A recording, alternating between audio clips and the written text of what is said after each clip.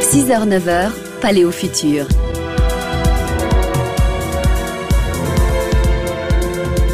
Antoine Drou, Laurent Haug. Laurent Haug, bonjour. Bonjour. Vous êtes entrepreneur, investisseur en technologie numérique. Pendant tout l'été avec vous, chaque samedi à Par ailleurs sur La Première, on va plonger dans le passé pour mieux comprendre notre société actuelle, pour mieux appréhender la manière dont tout est aujourd'hui bousculé. Si on pense à la transformation que vit notre économie actuellement, il y a un mot qui revient sans cesse, l'uberisation. Initialement, Uberisation, ça décrivait la façon dont la profession des taxis a été attaquée par un nouveau concurrent venu de Californie, la société désormais célèbre, Uber. Uber qui arrive comme un rouleau compresseur et qui écrase tout sur son passage. On a l'impression de voir ces pauvres taxis complètement victimes de l'innovation, alors que si on regarde l'histoire, c'est en fait l'industrie des taxis, une industrie qui a l'habitude de se réinventer régulièrement. C'est vrai ça, sérieusement, les taxis d'aujourd'hui ont été un jour les jeunes entrepreneurs aux dents longues. Je vous emmène à Londres au XVIIe siècle. À l'époque, la nouvelle technologie, c'est la calèche, qu'on appelle aussi l'hippomobile. Alors, elles ont toutes des noms assez extraordinaires, hein. Le landau, la limousine, le break ou le cab, qui est le diminutif de cabriolet, qui deviendra donc le synonyme de taxi. Et toutes ces calèches, c'est le premier réseau de transport dans le Londres du XVIIe siècle ?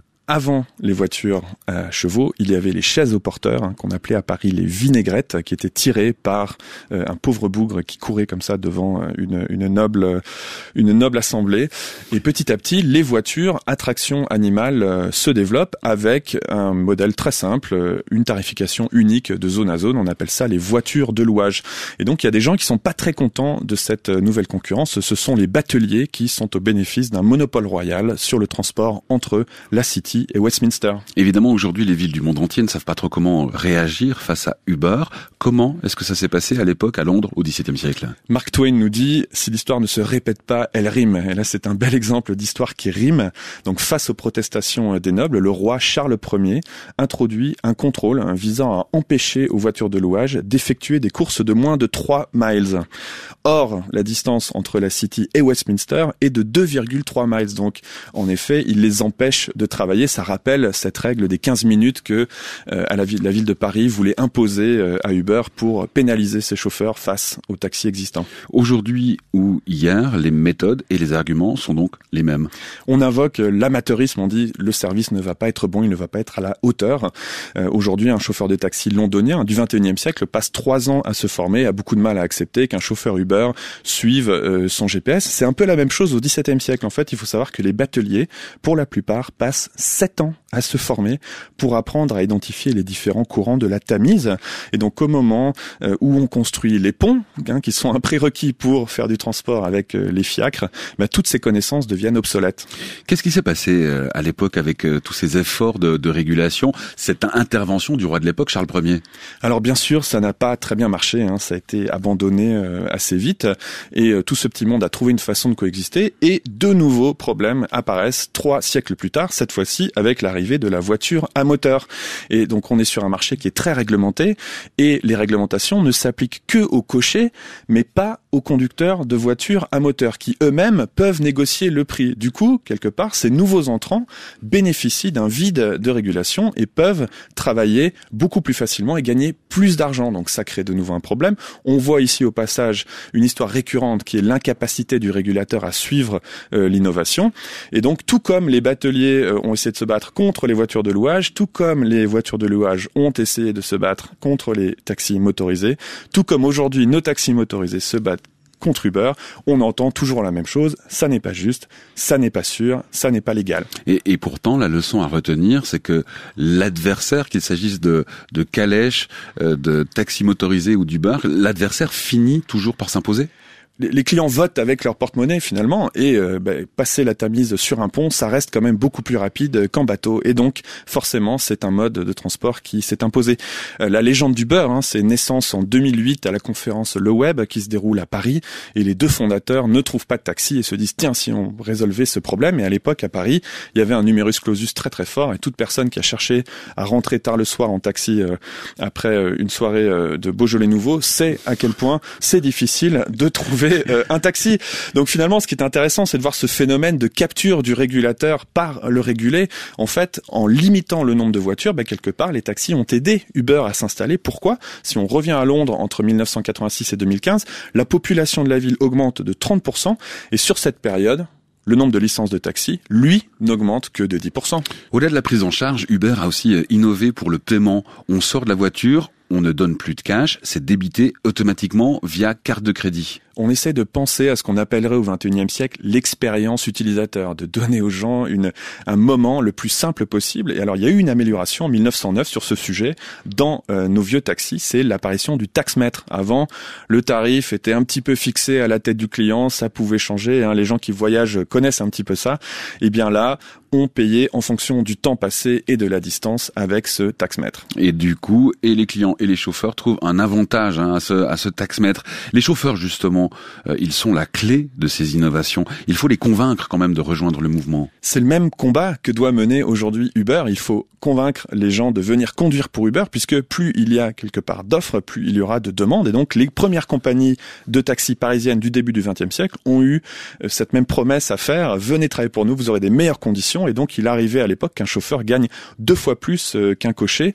Il y avait cette notion de donner un salaire très intéressant pour fidéliser les chauffeurs et ensuite éventuellement baisser les revenus une fois que le service était bien établi. Il y a déjà eu des grandes grèves de taxis, par exemple au début du XXe siècle à Paris et à Londres. C'est à cette époque-là que, par exemple, les grandes sociétés de taxis ont mis l'essence à la charge du chauffeur. L'essence étant nouvelle, avant avec les chevaux il n'y avait pas de problème d'essence. Et comme quoi finalement ces tensions entre les chauffeurs et les compagnies ne datent pas d'hier. Vous savez qui payait le foin à l'époque des calèches ? C'est la grande question. Et est-ce que c'était vendu par les mêmes sociétés qu'aujourd'hui ? On ne sait pas. Uber fait souvent valoir que grâce à eux, des gens de quartier défavorisés retrouvent une occupation, retrouvent un travail. Là aussi, on peut faire un parallèle avec l'histoire. En 1929, beaucoup de chômeurs et de petits entrepreneurs se retrouvent à investir ce secteur du transport à la personne qui est encore très ouvert et très peu régulé. Donc, c'est vrai que ce sont des métiers qui sont occupés par des gens qui ne trouvent pas facilement du travail. C'est un argument que ces sociétés utilisent depuis une centaine d'années. Je résume encore une fois. Les bateliers du XVIIe siècle ont été ubérisés par les calèches. Les calèches, du coup, se sont organisés, ont fait leur monopole. Oublions les bateliers. La voiture motorisée arrive, elle ubérise les calèches et installe du coup un nouveau monopole cassé au XXIe siècle par Uber. La question est maintenant, Laurent Haug, qui va ubériser Uber ? Qui va ubériser Uber ? C'est la grande question. Alors personne ne sait bien sûr, mais il y a plusieurs pistes. Une première, ça serait de dire les voitures autonomes, puisque c'est quelque chose qu'on nous promet qui à mon avis va mettre du temps, en tout cas dans certaines parties du monde à arriver, mais il y aurait là une première piste d'ubérisation, sachant que Tesla, dans la dernière voiture qu'ils ont lancée, ont mis dans les conditions générales quelque chose disant vous n'avez pas le droit d'envoyer votre voiture autonome, travaillez quand vous la garez. Donc on pourrait imaginer peut-être dans le futur avoir des millions de micro-compagnies de taxi qui sont tous les gens qui ont une voiture autonome et qui la remettent dans un système. Il y a aussi des chauffeurs Uber de plus en plus qui passent outre l'application, et puis qui disent voilà ce que vous coûte la course, je vous la fais 10% moins cher, mais venez avec moi, et puis elle n'est pas enregistrée. Et donc la société Uber ne touche plus rien. Il y a beaucoup de concurrence de l'extérieur, de gens qui refont Uber et aussi de l'intérieur. C'est-à-dire que c'est une société qui a des relations assez difficiles avec ses chauffeurs. Et aujourd'hui, en effet, on voit des chauffeurs qui vont faire la course en direct avec vous, ou alors quand vous êtes dans la voiture, vont vous dire est-ce que vous allez reprendre le taxi tout à l'heure, est-ce que je peux venir vous chercher, et qui vous donne la carte de visite de sa propre entreprise. On a commencé avec Londres au XVIIe siècle, finissons avec Londres au XXIe siècle. Ces innovations sur la mobilité dans cette grande capitale européenne, elles ont quel impact mesurable aujourd'hui? Ça va peut-être changer, mais aujourd'hui le trafic ralentit. Il y a de plus en plus de voitures, que ce soit pour transporter des personnes ou pour livrer des repas ou tout autre usage. Et du coup, on est aujourd'hui à 15 km/h de vitesse moyenne quand on est en voiture dans Londres, c'est-à-dire première ironie, la vitesse à peu près d'une calèche. Et deuxième ironie, c'est qu'on a pris toute cette histoire en partant des bateliers. Aujourd'hui, ce sont peut-être eux, les bateliers, qui finalement offrent la solution de transport la plus rapide à Londres au XXIe siècle. Laurent Haug, entrepreneur, investisseur dans les technologies numériques. Merci beaucoup pour cette plongée dans l'ubérisation du monde des taxis. Je vous souhaite un très bon week-end. Bon week-end.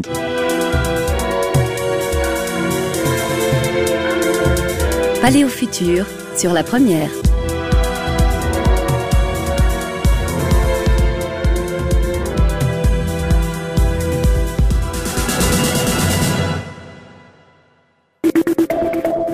Infotrafic, RTS. Sur